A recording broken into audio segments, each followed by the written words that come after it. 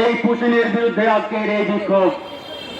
আমরা ভারতের সরকারকে বলতে চাই, যদি আপনারা এই পুশিন অব্যাহত রাখতে চান তাহলে সবার আগে বাংলাদেশ থেকে বিতাড়িত পতিত স্বৈরাচারের কমান্ডার শেখ হাসিনাকে দিয়ে বিসমিল্লাহটা করেন।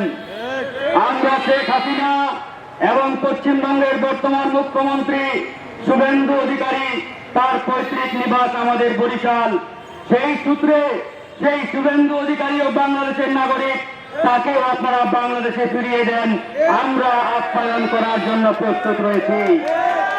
প্রিয় ভাইরা আমার, আমরা ভারতকে বলতে চাই, এখন ওই আওয়ামী জামানা নয়, শেখ হাসিনার শাসন আমল চলে না যে আপনারা এই বাংলাদেশকে ভারতের অঙ্গরাজ্য হিসাবে ট্রিট করবেন আর এই দেশটাকে আপনাদের মতো ব্যবহার করবেন। ওই জামানা এই বাংলাদেশ থেকে আমরা 5 আগস্ট বিতাড়িত করেছি।